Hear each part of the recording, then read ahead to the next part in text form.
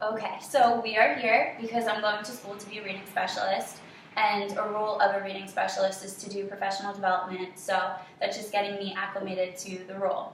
So before we get started, can you introduce yourselves? I'm Dina Sweeney. I have been a teacher for 11 years. I am a first grade teacher in Clayton Public Schools.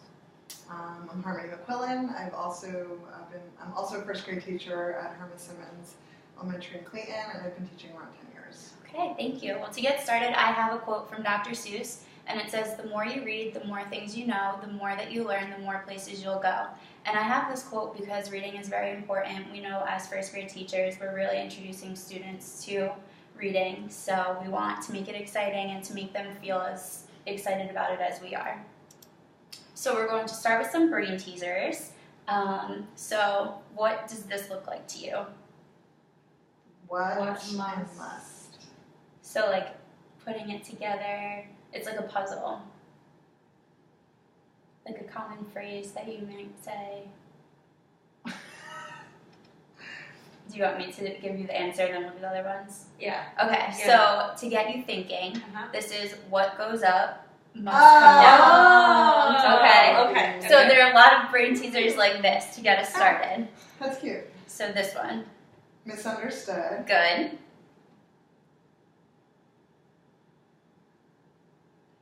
Something up. Middle, park. What's in the middle? Look at the word. Walk. Walk. Park. If you want me to help you, give thumbs up. It's a walk in the park. walk in the Park. I see. How do you get the first one? What are the next one? All right, what is it? 1 in a million. Good, okay. Now you're thinking, you're understanding now. All right. These are the last ones. Looking back. Good. Looking back, I have to say it backwards. Oh, that's cute. You're under arrest. Oh. All right, Dina, this is all you. Stand by me. Perfect. Okay, so the reason that we started with this is we're going to be talking about comprehension today and making meaning of things and taking your prior experiences and putting it together with phrases that you might know or something that you experienced in your life and putting it together to make meaning of things. So today we're going to be looking at implementing graphic organizers to aid in comprehension. And I wanted to ask you before I start giving you any information, how do you use graphic organizers in your classroom? Do you use them? Do you use them for specific subjects? Yeah, I use them for reading and science and social studies. Okay. Sometimes, but mainly reading. Do you have specific ones that you could say that you use more than others? I use a T A chart. teacher. Okay. Venn diagram. Mm-hmm. Sometimes I just make my own. I'll box it out and I guess decide put things where we feel the categories or Okay. something like that. And the only ones I think I use it like put it in the word in the middle and then Build around it. build around it. Yeah. I don't know if it has a name. But Yeah, we'll be looking at that today. I use that for adjectives. Okay, good. Well, I'm glad that you have some experience, and I hope that I can teach you something new. And in one of my previous classes this year, I started learning about this, so I implemented some of the techniques this school year, so I'll share that with you as well. So some of our focus points today are going to be the importance of first grade comprehension, graphic organizers, when to use them, some examples, some research statistics, and what administrators should expect to see when they come into your classroom. So to get this idea for this presentation, I had to look at some data from our school. So I asked Mrs. Winterburn to send me our F&P sheets that we sent her at the end of the school year. Mm-hmm. So I was looking at that, and we know that we do our Fontes and Pinnell testing quarterly, but mainly I was looking at the beginning of the year and the end of the year for this project. So we have about 90 students in first grade, and at the beginning of the year when I was looking at their comprehension scores, 35 students scored limited or below, so that means that they had a 4 or lower. And then by the end of the year, 31 students were still scoring limited or below. And it's not the same students because we know that as their reading level changes, their accuracy will change going along with their comprehension, and that's okay. But just the growth of us not really doing as much as we could to make those scores change is why I'm presenting on this today. So that means that 1/3 of first grade is still struggling with comprehension. Another thing that I did look at was the accuracy rate. So in the beginning of the year, 64 students were below 94, which is hard, yes. But by the end of the year, they really improved, and it was 28 students that were below 94%. So with accuracy, we really were doing our job and making sure that they were more fluent and things like that. So just to remind you, this is what I looked at. So you can see the beginning of the year, their reading level, independent and instructional. We have the accuracy percentage, the comprehension score, and the fluency rate.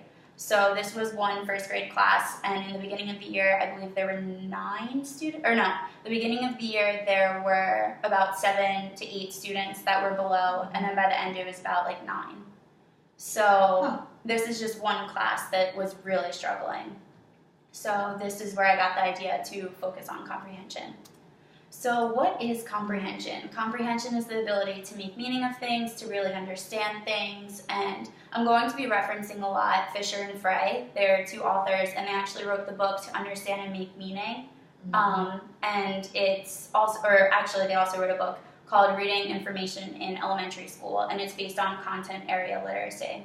So they said that part of comprehension is being aware of what needs to be done to support one's own learning, then planning and executing the strategies, and finally reflecting on their own effectiveness. So to help comprehension be successful, it's really important that we are thinking about it not only in terms of reading, but in every single subject. And a part of comprehension, have you ever heard the term metacognition? What does that mean to you? Do you remember it?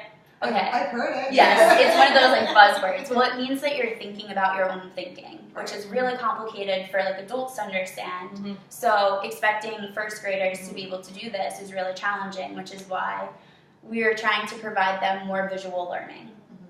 So my idea for that is graphic organizers and why we should be using graphic organizers. So Fisher and Frey state the opportunities presented through graphic organizers activate these comprehension strategies and metacognitive skills. And studies have shown that these organizers prompt students to reread the passages because they have this visual in front of them. They want to be able to answer these questions, and they have those blanks to fill in. So they go back into the text to be able to find those answers, which is something that we always tell them to do, but they don't actually do without being prompted. Students also become more active readers because they have the graphic organizer to guide them. They know exactly what their focus is while they're reading. So it gives them more strategies to use while they are reading.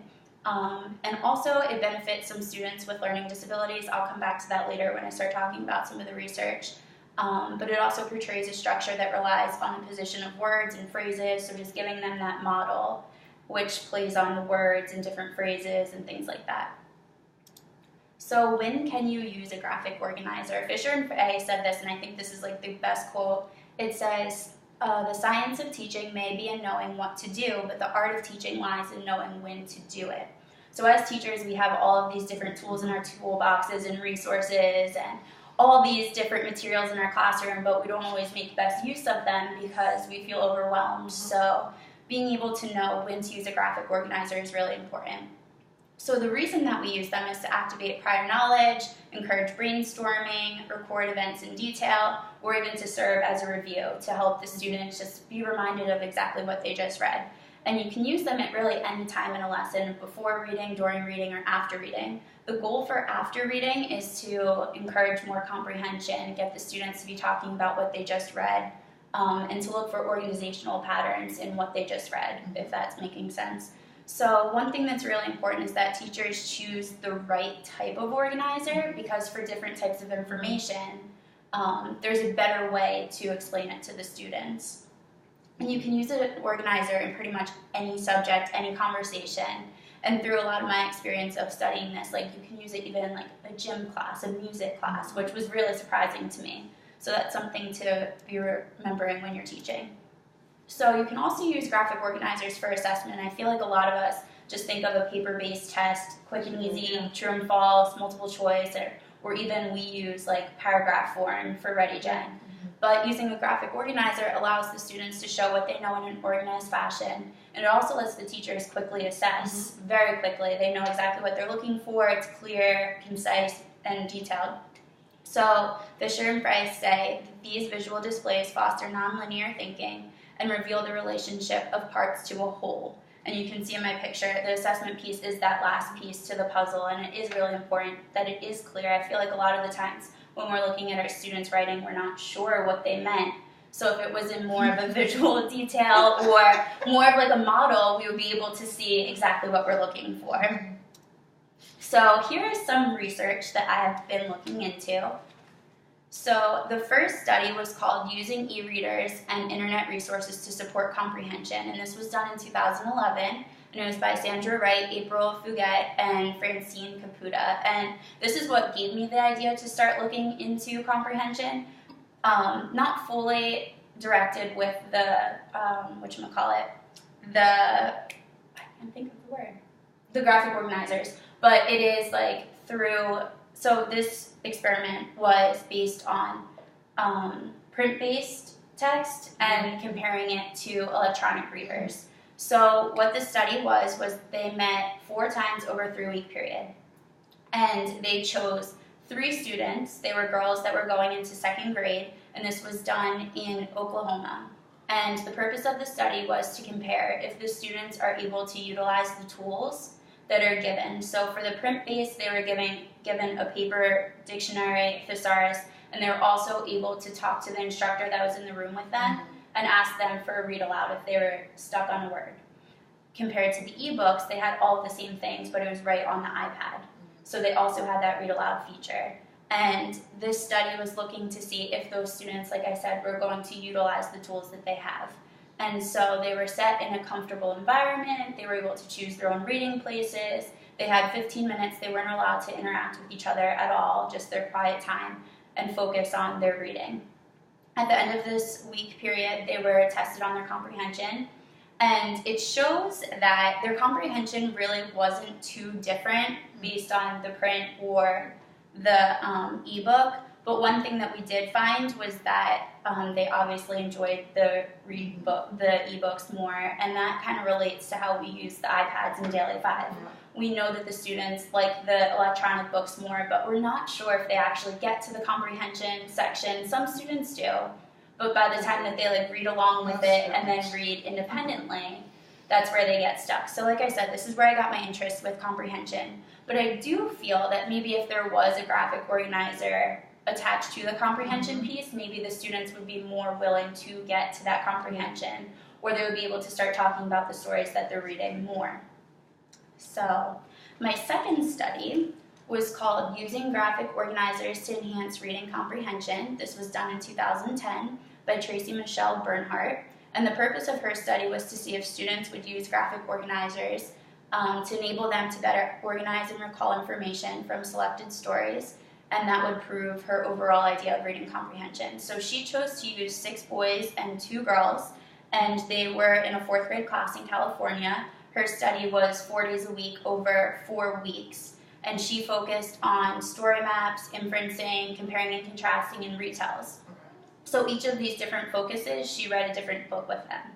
So first she introduced how to use the graphic organizer with them, and then she asked them to do it independently. So before she did this, she actually did a pre-test and a post-test. And with these assessments, the students each scored 1 or 2 points higher by the post-test because they were introduced to the graphic organizer, and with their answers in the post-test, they were actually more detailed. So they knew exactly what they were looking for. And then after this study, 7 out of 8 of these students used a story map on their own in their next assessment, which is ultimately the goal of introducing this stuff to them, which was wonderful. So this is one of the examples that she used. So this was the inferencing chart. It has story clues plus what I know, and that equals the inference. And you can see that the students were able to say where they found their information, which is really good. Obviously more advanced because it was 4th grade. But we could still do something on a lower level, or even with pictures or small phrases in a 1st grade classroom setting. And then they also introduced, like we said, very familiar with the Venn diagram, but how things are different for one thing, the spiders, and then the other spiders, and how they're similar in the middle. So this was her example of her work. And then the third study was called Development of Reading Comprehension with Graphic Organizers for Students with Dyslexia. And this was actually in Ecuador, and it caught my eye because it is a little bit different, but the reason that I chose this study was because it talked about more than just one learning disability. It talked about students that have like the language barrier, dyslexia, visual processing disorder, central auditory processing disorder. So it was just really interesting. Although it wasn't in the United States, the research still shows through. So it says that these students all really struggle with their accuracy while reading, which obviously impacts their comprehension. Yes. So this study was really interesting because it wasn't like they were like doing testing with the kids. They were actually asking 92 high schoolers their opinion of using graphic organizers. So in Ecuador, they were taking these English classes. So they were wondering how they feel about using the organizers, their importance to reading in their life, and how that they would react to that. So they used 5 strategies with using this type of graphic organizer. They talked about the pre-reading and predictions. They talked about chunk summaries, which ultimately wanted to lead to like the author's purpose. They had the 3-step post organizers. That was just basically saying like beginning, middle, and end. They had them orally describe what they read, and then finally they had to make a mind map. So like a semantic map, making sure that they understand. They're able to map out their thinking, pretty much. And this study said something that I really liked. It said that your mind naturally processes all this information, but a graphic organizer gives you that visual of exactly what you're thinking. So it's able to put like what you're thinking to words and onto paper in an organized fashion. So the conclusion of this was that the students were very beneficial, or this was very beneficial to the students, and that they were able to section off their reading and really relate to it. So they were able to look at certain paragraphs, certain sections. They were able to see the beginning, middle, and end, and they were able to kind of put the overall idea together to understand the main idea. So this is the qualitative data that they used, and it's just the survey, that they gave the students. So asking them if they found that reading was important, if they strongly agree, disagree. It asked them how they enjoy reading English. One thing that I found was really interesting. It said the motivation in the design of graphic organizers helps in learning of a foreign language. They said that yes, it really does benefit them because, like I said before, they struggle with their accuracy, so being able to put down things in an organized fashion helps. And just a few other things, like the use of graphic organizers helps to get better comprehension in a specific topic of the class. So not even just saying only in English classes, but one thing that was really interesting is that everyone strongly disagreed with was that graphic organizers are commonly used in English reading. That's interesting. Yes. Yeah. So they all disagreed. Yeah. They didn't think that this was a common thing. And so it might not be. I think that a lot of teachers really use like graphic organizers such as like a Venn diagram or like we said T-charts, but there's a lot more examples to get students to really zone in on their thinking. So I want you to get inspired by some of these examples. A lot of them you've probably seen on Google before, but they're just things that we don't think to implement into our classroom. So the first one is called a synthesizing cloud, and basically what synthesizing is just putting your background information to really help you evolve your understanding. So it starts with saying, at first I was thinking, when I was reading I was thinking, then I began to change my thinking because, but at the end I was thinking. And they're able to state their process throughout reading. So if you were following like a character or specific examples, how that led to the end of the story. That'd be good for mystery. Yes, exactly. Another one, very basic, and we've used this for ReadyGen 100%, the main idea and the supporting details. But one thing that I did really like was the summary. So explaining how these things relate, because I feel like a lot of times we skip that final step and we put these things into the chart and that's it. And another thing that I think that's really important is that the student should be doing the work, not just like copying from the board. And I know that we're all guilty of that at some point in our lessons. So giving them the opportunity to really spell out what those connections are. This is one of my favorite. Have you ever seen this? It's called the Freyer organizer, excuse me. So I actually use this and I'll show you later on. You put the concept in the middle and these 4 boxes can really be anything. It can be used for vocabulary, so it can be a definition, synonyms, antonyms, a sentence. You can draw a picture. Anything really that you can think of, you can put into these. Like that, but with different things. Yes, and it's very easy for the students to understand. It's very well organized, and even for first grade, you could implement like lines or something in there. But I'll show you an example of this soon. Retelling charts, just showing first, next, then, and last. And it's okay to make them fun like this one. character traits, like we said, but I feel like a lot of times too, we stop at the evidence. So we'll say, like, for example, like King Khufu, he was scared, he was brave, he was this, he was that, but we never say how we know. Right. And we might talk about it verbally, but we don't ever write it down. And writing it down is how the students actually understand. So getting them to get to those steps. And I'll admit, like, after I took this class, I like really pushed my class last year and had them do all of this stuff independently by the end of the year, and they were able to. Like when we read King Khufu, they were able to do like this kind of chart on their own. Okay. It was really impressive. So this is what it's going to look like using it in our daily schedule with some lessons that we may use. So the first example is a concept math. Nice. So for math, we have our friends of 10, which would be in the middle, and then all of the add-ins that would go together, and then you can see that I made the connection to the turnaround fact. So something so basic, so simple, For math, but you can use it for math. Yeah. Another one would be for science, just having light in the middle and the different adjectives to describe it. A flow chart for science too, just getting them to see how the things rotate, how you go through the life cycle of a plant. And I know that we studied this in Ready Gen as well, like our whole group reading. So just being able to map these things out to get the students to really understand the connections of things. This actually, I really liked a Venn diagram for social studies, but being able to do it more of like a sort instead of just doing it boring on the paper. So using the hula hoops, making it a large scale thing, and comparing the presidents. That And would be a whole group? you could, or even do partners, depending on like timing, what the lesson is. But these are both like the presidents that we did study. It's good for them to know the money, some of like the funny little stories with the cherry tree or the hat. So just thinking outside of the box more too with the graphic organizers.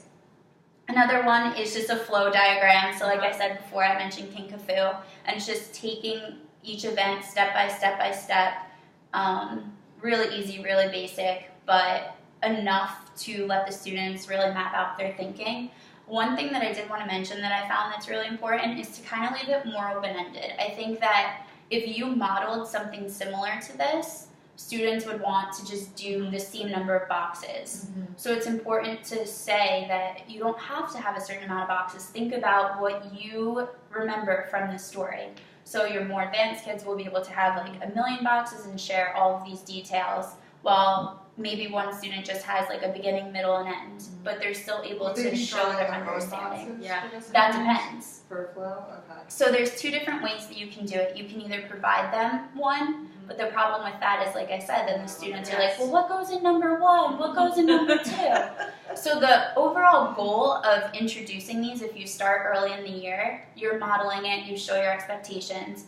By the end of the year, students would hopefully be able to start doing these on their own, and it sets them up for good study habits later on in the future to just know how to map out their own notes and just to open up their own thinking.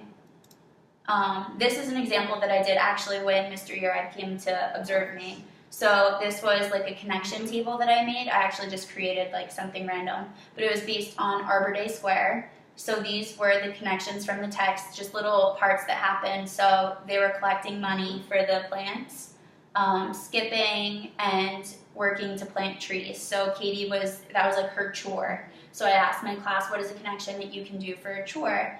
She said, I have to clean up my room, and then they had to say if it was similar or different. She said different because my mom makes me clean all day. But being able to say that in this story, because there were so many villagers or people trying to put this town together, it didn't take them as long. But then because she was the only one cleaning her room, it took way longer. And then collecting money, she wanted to get slime. Oh, that's what that is. Yes, I know, it's confusing. Sliming, Yeah. But then to compare similar or different, it's different because she wants to play with something. They were collecting the money for the trees. Yeah. So being able to put those connections together, and you can see this is just so basic, they were able to do this completely independently. So it's just something good to get them to start making those connections, because I feel like a lot of times, especially with Ready Gen, we just talk about it because it goes by so fast. But really slowing down your lesson and really like zoning in on maybe only a few pages to start getting them to understand the real focus of the lesson, this is a good way to do it. And then this is the example that I was telling you before. So what I did was I broke them into groups of 4, and I gave them the vocabulary word on an index card. So this word was brigade. and then they had to find it in the story. I gave them the page number, but they had to read through the page and copy down the sentence. So it says Danny O'Brien leads the bucket brigade. Then they had to make a guess of what they thought that was. So this was a policeman. So after that, I gave them, That's a great illustration. so this Grace. After this definition that they created, I gave them another index card with another sentence to give them more context clues, because in the sentence there's not really enough for them to understand what it is. So I gave them a separate sentence, and then they had to guess as a group what they thought this word meant. So they were able to say a large group of people or troops. And then you can see in her illustration all of the pictures. And they did this really well as a group. Like, this was the first time that my class has like done something like almost second grade level for them. And we did this really early on. I think this was like March. So So each child do their own chart? they all did their own chart. Four on the same word. Yes. So they all wrote policeman. So they were allowed to choose different things, Okay. and I did have a few students that did write different things, Okay. which was good because it showed their own thinking. But for this activity, I didn't think that they would be able to do it fully independently, Yeah. just because for the lower students, they just instantly give up. Mm-hmm. And actually, something that I did, have you ever heard of an anticipatory set? So what that is like you kind of create a chart, Give and them a little bit. you ask them their knowledge of it. So I listed all of these vocab words, and they had to check off, like, I've heard it before, I know what it means, I have no Nice. idea. Right. So that's how I grouped my students. And then, so if they said they have no idea what that word is, that's where I put them. Mm-hmm. So they really had to draw on those context clues, work together as a group, and try to make meaning of what this word meant. So I would like for you to give this a try. You can work together. This is going to be something from our new science curriculum. It's like a little passage. But I want you to read the passage, and I want you to try to create your own graphic organizer. Any graphic organizer that you've seen based on the information. How would you best make this a visual presentation? Okay? So you can work together. So we should read it first. Right? Yes.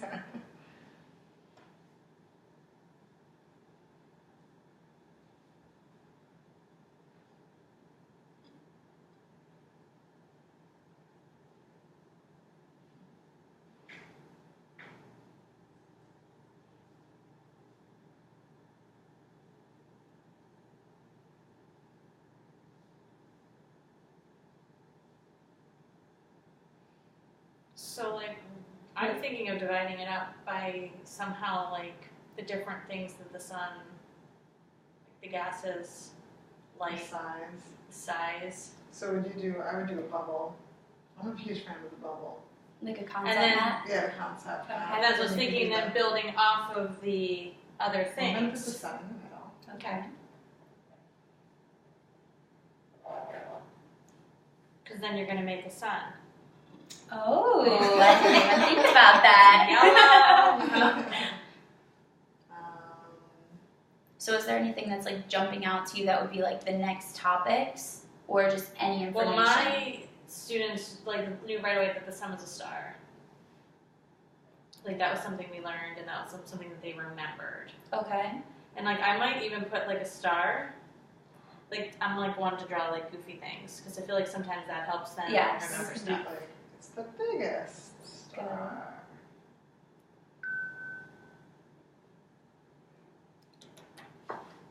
Yeah, so you're gonna draw that right. Right, and right, because that like kind of how she did the math one. Yes, that's what I was thinking too. Okay. So making those connections. Anything else about size? So then we could do 3 things for the, like closest to the Earth, bigger than the Earth, and then like how 1 million Earths could fit inside of the sun. So maybe like relative to Earth, and then how those connect. Right. So I would make like a big circle for Earth. I would put just one word, like I would put closest, Now she's doing the pictures. bigger, and then I would probably put the number 1 million. Okay. That's what I would do, because I feel like if they were going to look back at this, when we were talking about it tomorrow or the next time we did science, that would like spark their memory. Mm-hmm. If they couldn't read the word star. Yeah, that's good. Okay, so we can stop here. How did you feel about it being so open-ended? Did you feel like it was challenging? Would you have preferred if I gave you a model? No, I like being able to pick out my own information. Okay. Yeah, because I feel like everybody learns differently. Like somebody else might have done it like maybe a square. Okay, or maybe even like a flow chart kind of thing. Mm-hmm. Or like maybe if you'd given me a subject, I would have not known what goes with it. Because then you're like, all right, well, what's the right answer? What is, Yes. what should I put with gravity? And I feel like with graphic organizers, you don't want it to be like trying to find the right answer. You want it to be your own thinking and how you understand what you just read. Remember. Right. So, good. Very good. So, what can administrators expect to see? When they come into your classroom, they should be seeing you as the teacher modeling your expectations. And hopefully you would implement this by the beginning of the year. So towards the end of the year, the students would be doing this more independently. They would see a classroom full of active thinkers. They would be doing this on their own. They would be able to show their understanding of the text. They would see a teacher who's encouraging independent rereading and organization. Like I said before, with using the graphic organizer, you should be seeing your students looking back in the text to find those answers that they're looking for. And you would see the assessment piece to show students' understanding of the text, and your own graphic organizer could be the assessment piece. I feel like a lot of times we're scrambling to find a quick exit ticket or something. This can be your exit ticket. Or it could be a quiz grade depending on what the subject is or the use of the organizer. Right, because you could even put things like this and they'd have to fill in missing things. Yes, exactly. Oh, yeah. So some takeaways. We've reviewed different types of graphic organizers and their uses. We've included the construction of understanding, promoting creative thinking processes and assessment. We've talked about promoting nonlinear thinking and revealing the parts to the whole, encouraging students to create graphic organizers on their own. We've talked about how teachers are responsible for choosing the proper organizers and using them for the right subject, even as far as like fiction and nonfiction. You would use completely different organizers because you're looking for different information. And one thing that I would hope that you would try to do is to attempt using this in all subjects. So I would suggest starting with Ready Gen, the whole group reading, but then also trying another subject, and hopefully through my examples you feel a little comfortable doing that. I'm stealing the math one. Yeah. Yeah. Good. So how did you feel about this presentation? Is there something that really stood out to you? Something that you're really excited to try? I think it was true. It's very true, especially when they're reading small group. Mm-hmm. If they don't have the accuracy, then they're not comprehending because they're just, each word is a struggle for them. So by the time they're done the page, you're like, they probably didn't get anything out of that. Yes. So I feel like stopping and maybe taking notes or making something where they would try to remember or talk about that page, then they could put it down and keep going. Yeah, it's interesting because I definitely, it makes me realize that I definitely don't use graphic organizers enough at my small group table and guided reading. I don't at all. And that was the first place I was like, that's what I need. Yes, or even to do it as like a brainstorming pre-reading activity. Yeah. I've done like the concept map for that to really show them like, these are your predictions, this is what we're going to possibly be reading about, and then by the end I've tried doing like an after reading and putting all those ideas together. But we were told not to use the stuff that goes in the packets. So Yeah. there is some cute organizers in there that I have used for my more advanced kids. Okay. Ones that go like in the, oh, we can't, well. I've used them for certain things. If they are appropriate and they fit the purpose. But yeah, just make some your of own. those for my upper level, after, like, and they brainstormed and they did it independently. Okay. It was cute. How do you feel your students would do, thinking back to like last year's group, since we don't know this year's, doing something like this independently by like May or June? Do you feel like they would be able to handle some of the organizers? I would say probably 75 to 80% would definitely be able to do it. Okay. I can't commit to 100. Oh no, I was going with last with my room. Mm-hmm. Understandable At though. 15, I would say 6 could do that Okay. Good tough class. without crying or like, Yeah. who could write? Do you feel like there was like a certain responsibility that you would take on to help them be able to do this? A lot of modeling. Okay. What was expected. And a lot of exposure. I think this needs a lot of exposure. Set the bar really Yes. high. Yes. Set the bar really high. Yeah. So that they don't just say, how many boxes? As many as you want, and then they come back with 3, but you know they could come back with 6. Yes. But you told them that they could do however many they wanted. So that's where I feel like I may say We to could my set ones like minimum of. my low kids, Yeah. they would get Yeah. 3, and then my higher kids, I would be like, you have to have a It's minimum fine. of Yes. this many. Don't Yeah. go on the back. No more than 1 page, but yeah, I would probably do something like that. Like Okay. you have to have, and then my other kids, I would give them ready-made ones. Yeah. Right. Well, you would differentiate. Oh, definitely. Okay. Very good. Do you have any questions for me? Any final comments? So during guided reading, Yes. you're suggesting to stop and make something prior, talk about it, and then while we're reading, So, graph. depending on, do you do it for 2 days, the same book? Yeah, depending on the book. So I'd if like you were to do a 2-day book, the first day, let them read it through. Right. The second day, that's when I would implement You're going more back for of comprehension. the graphic organizers. Okay. Because now you can see their understanding. They've read through it accurately 2 days now. Yeah. And you can really break it down and get their understanding. Yeah, so the first day is like the cold read, and the second day is the reread with like just that makes sense. I Yeah. have to do it. Yes. But I like that as something to do. Because then when you go to do the testing and they're reading the story, and I know like they're not going to answer these questions because they don't know what the questions are. Yeah, I'm like, so oh, this is they are not promoting them gonna to know. have those higher order thinking Jeremy, questions. why did Jeremy want to get rid of her brother? Like Yeah. that story, I'm like, they're Yeah. not going to know that. But they read the book great. Yes, Yeah, the exactly. accuracy was Perfect. Yeah. We can see from the they data. couldn't give me enough details. I think I was pretty hard on the data because I felt like they could have given me more details. They just weren't. Okay. So then Details. I felt like they needed to give more details. using like that detail and evidence Mhm. graphic organizer would be something to focus on. And even if you did that as a whole group lesson in the beginning, Yes. that's how I started implementing it and Yeah. having them copy it. But it is getting them used to being able to understand what information goes in which section and how those lines play a role in Because connecting we all those are ideas. the people that are. We are the front line of that. Yes, They didn't. They didn't do that last year. No, not at all. They were just learning to read, so they weren't focusing on that. And I understand. learning letters and sounds. Yes. But being able to push them to get to the comprehension that they need, I think this is like an easy tool to start implementing. I think it would definitely work for some students. Yeah. I wouldn't say all. Yeah, I really wouldn't, because I think everybody learns differently. Like somebody may see this and not learn anything from it, but they may learn, like I said, another way. Yes.